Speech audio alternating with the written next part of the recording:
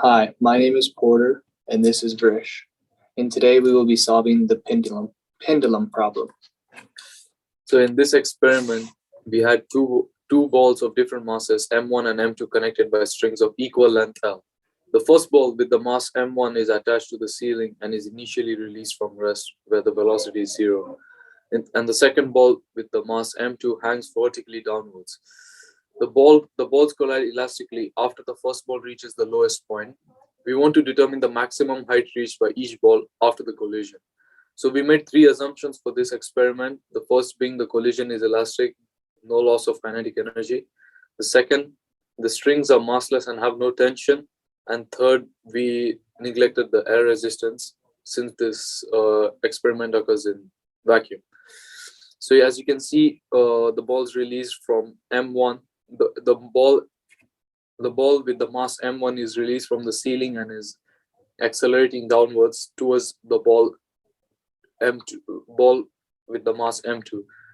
Both have the same length, so it is bound that they're going to hit. And you can see after the collision, M1 replaces M2's position and M2 has a slight displacement towards the right.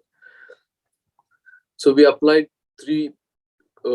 four principles for this. First being, we applied principle of conservation of momentum and conservation of energy to analyze the motion of the balls. When we use the conservation of momentum to determine the final velocities of the ball after the collision.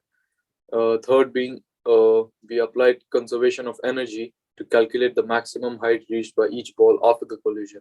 Then we substituted the values of the masses M1 and M2, the length, and the other relevant data. We decided to go with problem number 1, as you can see from the drawing. Before collision, we will let U1 be the symbol for initial velocity of mass 1. We then set the potential energy equation of M1 equal to the kinetic energy equation of M1. L is our height.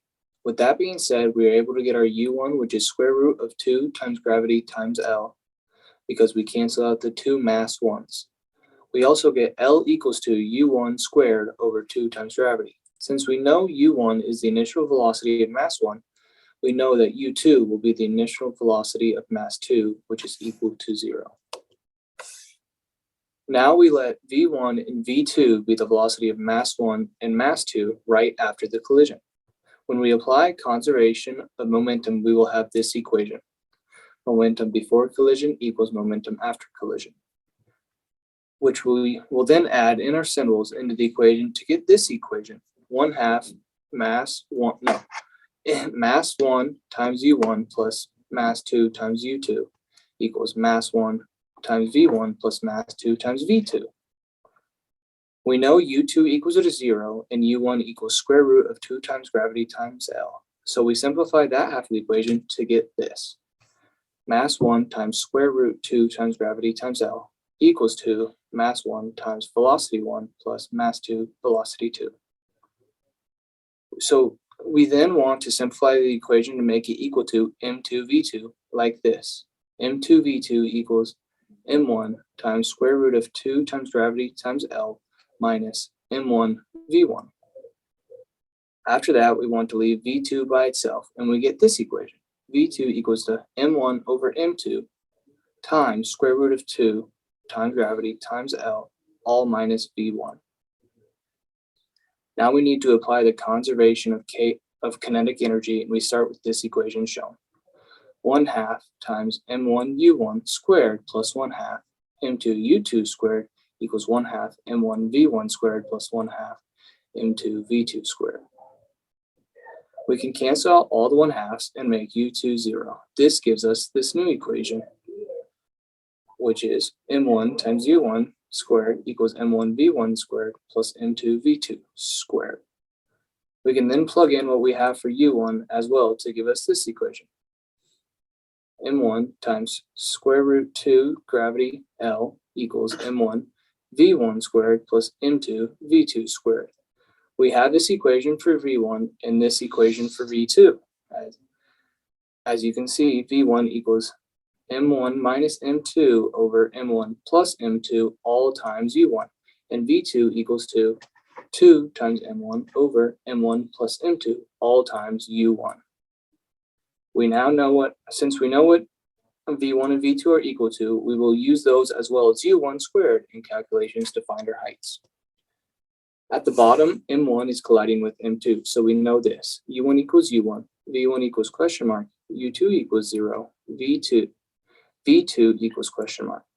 But since we actually know V1 and V2 now, we will be able to use them and U1 squared to find the heights after collision. 1/2, our first equation will be 1/2 times M1 V1 squared equals to M1 times gravity times height. We know that H1 equals to V1 squared over 2 times gravity. We know both V1 and U1 squared, so now we get the final equation for height, which equals to M1 minus M2 over M1 plus M2 all times L. For H2, we start out with the same process, and then we know both U1 squared and V2, so we get our final answer of H2 equals to 4M1 squared over M1 plus M2 squared all times L.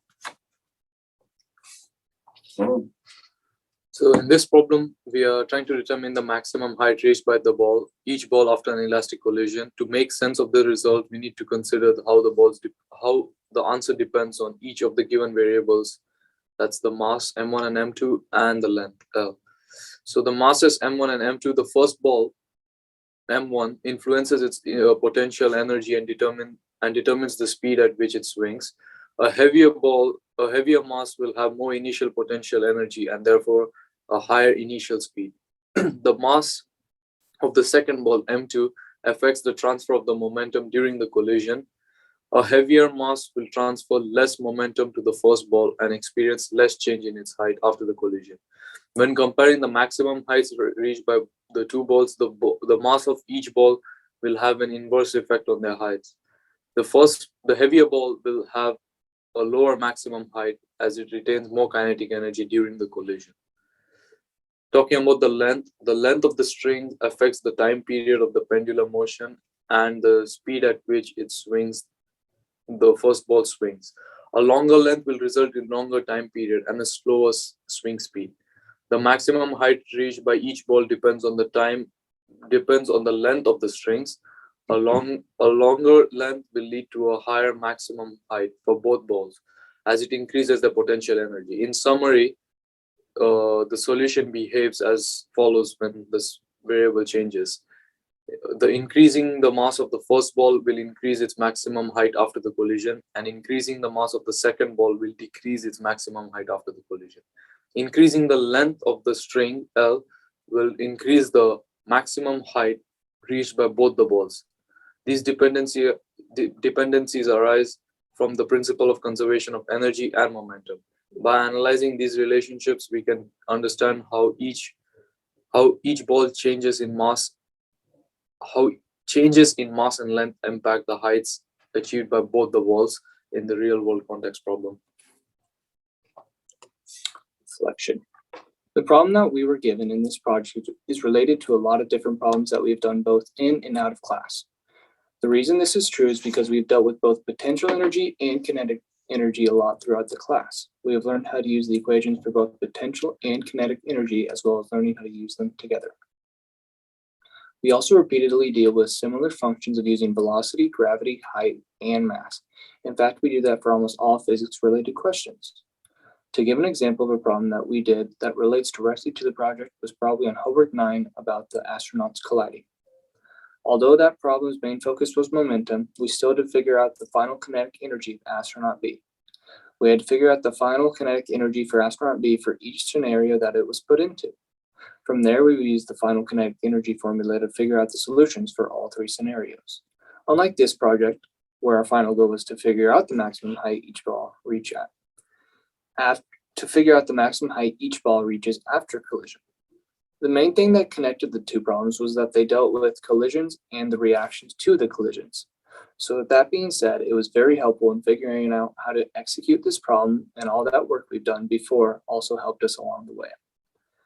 The reason for this project was that we wanted to gain a better understanding of the problem than what we normally do on a physics problem. So being able to explain your understanding in a long and detailed way really helps you with your learning of physics. This overall experience of the project was a great learning experience. We were given a problem that we needed to solve and do our best to explain our whole understanding of it in depth.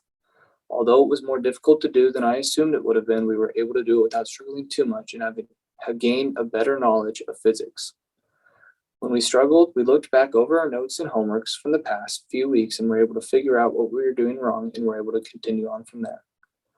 Lastly, I would like to say that doing reflections on every single homework relates directly to this exact moment of the reflection on the physics project. They tend to be very helpful in explaining your understanding of the problems at hand, as well as with what you've been learning in class. Thank you. Thank you.